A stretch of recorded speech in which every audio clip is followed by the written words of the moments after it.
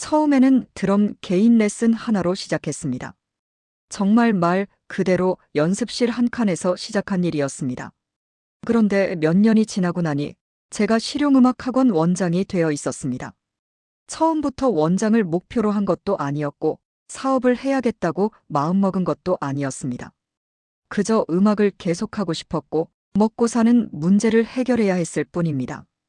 오늘 영상에서는 드럼 강사 개인 레슨으로 시작해서 실용음악학원 원장이 되기까지 겉으로 보이는 성공담이 아니라 현장에서 직접 겪은 현실적인 과정과 고민, 그리고 솔직한 한계까지 모두 말씀드리려고 합니다. 만약 지금 드럼으로 먹고 사는 길을 고민하고 계시다면 이 영상이 판단 기준이 되어줄 수 있을 거라 생각합니다. 처음부터 실용음악학원 원장을 목표로 했던 것은 아닙니다. 대부분의 드럼 전공자들과 마찬가지로 저 역시 연주를 좋아했고 음악을 계속하고 싶다는 생각으로 시작했습니다. 대학교에서 실용음악을 전공하고 졸업을 앞두게 되면 현실적인 고민이 시작됩니다. 공연만으로는 수입이 불안정하고 정규직으로 음악을 할 수 있는 자리는 거의 없습니다. 주변 선배들을 보면 레슨을 병행하지 않는 사람은 거의 없었습니다. 누군가는 학원에서, 누군가는 개인 레슨으로 생계를 유지하고 있었습니다. 그 중에서 제가 선택한 것은 드럼 개인 레슨이었습니다. 학원에 바로 들어가기보다는 혼자서 시작할 수 있고 초기 비용이 상대적으로 적다는 점이 이유였습니다. 이때까지만 해도 학원을 차리게 될 거라는 생각은 전혀 하지 못했습니다. 드럼 개인 레슨은 생각보다 준비할 것이 많습니다. 단순히 드럼을 잘 치는 것과 가르치는 것은 전혀 다른 영역이기 때문입니다. 처음에는 연습실을 시간제로 빌려 수업을 진행했습니다. 장비 세팅, 수업 동선, 소음 문제까지 신경 쓸 것이 한두 가지가 아니었습니다. 수업료는 주변 시세보다 낮게 책정했습니다. 이유는 단 하나였습니다. 수강생을 확보해야 했기 때문입니다. 처음에는 한 달에 한두 명 늘어나는 정도였습니다. 레슨 문의가 와도 실제 등록까지 이어지지 않는 경우도 많았습니다. 홍보는 블로그, 지역 커뮤니티, 지인 소개에 의존했습니다. 광고를 할 여유도 없었고 그럴 필요성도 정확히 알지 못했습니다. 개인 레슨의 가장 큰 특징은 모든 것이 강사 개인에게 의존한다는 점입니다. 수업이 늘어나면 수입도 늘어나지만 체력과 시간에는 분명한 한계가 있습니다. 이때부터 이걸 계속 평생 할 수 있을까라는 생각이 조금씩 들기 시작했습니다. 개인 레슨을 하다 보면 지역별 차이를 확실하게 느끼게 됩니다. 서울은 드럼 강사가 많습니다. 특히 강남이나 홍대 인근은 이미 실력 있는 강사들이 포진해 있습니다. 가격 경쟁이 심하고 단순히 실력만으로는 선택받기 어렵습니다.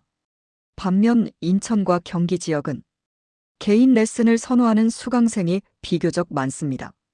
학원보다 강사 한 명에게 집중적으로 배우고 싶어하는 성인 수강생과 학부모가 많았습니다. 지방으로 내려갈수록 개인 레슨보다는 학원 형태를 선호하는 경향이 강했습니다. 대전과 대구는 중고등학생 입시 수요가 꾸준했고 광주는 예체능 교육에 대한 관심이 높은 편이었습니다. 부산은 밴드 문화와 공연 문화가 살아있어 드럼 레슨 문의가 꾸준한 지역이었습니다. 이런 차이를 직접 경험하면서 지역에 따라 전략이 완전히 달라져야 한다는 것을 깨닫게 되었습니다. 개인 레슨을 하던 중 한 실용음악학원에서 강사 제안을 받게 되었습니다. 정해진 수업 일정, 안정적인 수강생 확보, 그리고 매달 일정한 수입. 처음에는 개인 레슨과 병행하는 형태로 시작했습니다. 이 선택이 제 인생의 방향을 바꾸게 될 줄은 그때는 몰랐습니다. 학원에서 일하면서 개인 레슨과는 완전히 다른 구조를 보게 되었습니다. 상담 방식, 커리큘럼 구성, 수강생 관리 시스템, 학부모 응대까지 모든 것이 체계화되어 있었습니다. 특히 인상 깊었던 점은 원장의 역할이었습니다. 원장은 단순히 음악을 잘하는 사람이 아니라 운영과 관리, 사람을 조율하는 역할을 하고 있었습니다. 시간이 지나면서 학원 내에서 드럼 파트를 총괄하게 되었습니다. 신입 강사 교육, 커리큘럼 표준화, 수업 퀄리티 관리까지 맡게 되었습니다. 이때부터 단순히 강사가 아니라 운영자의 시선으로 학원을 보게 되었습니다. 수강생 이탈률, 상담 전환율, 월별 매출 구조까지 자연스럽게 보게 되었습니다. 음악과 비즈니스는 결국 분리될 수 없다는 현실을 이 시기에 확실히 체감했습니다. 강사 생활을 하며 느낀 가장 큰 한계는 수입 구조였습니다. 아무리 수업을 많이 해도 시간과 체력에는 분명한 한계가 있습니다. 또 하나는 운영 방향에 대한 결정권이 없다는 점이었습니다. 교육 철학, 커리큘럼, 시스템을 직접 만들고 싶다는 욕심이 생겼습니다. 결국 몇 년간의 현장 경험을 바탕으로 실용음악학원 창업을 결심하게 되었습니다. 처음부터 대형 학원을 목표로 하지는 않았습니다. 소규모 전문 학원으로 시작했습니다. 원장이 되면 음악보다 행정 업무가 더 많아집니다. 강사 스케줄 관리, 수강료 관리, 상담, 마케팅까지 모든 것을 직접 챙겨야 합니다.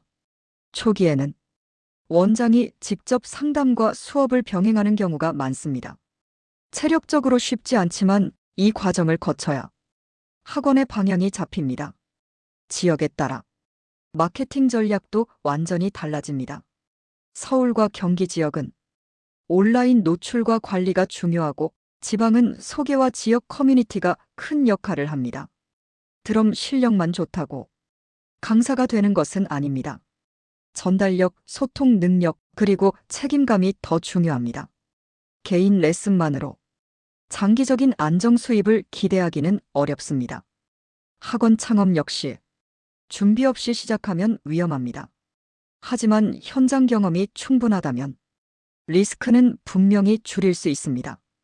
드럼 강사 개인 레슨으로 시작해 실용음악학원 원장이 되기까지의 과정은 결코 쉽지 않았습니다. 하지만 현장에서 하나씩 겪으며 쌓은 경험은 무엇과도 바꿀 수 없는 자산이 되었습니다. 음악을 계속하고 싶다면 현실을 외면하지 않는 선택이 중요합니다. 개인 레슨, 학원 강사, 원장이라는 길은 모두 장단점이 분명히 존재합니다. 이 영상이 드럼 강사나 실용음악 학원을 꿈꾸는 분들께 조금이라도 현실적인 기준이 되었으면 좋겠습니다. 끝까지 시청해 주셔서 감사합니다.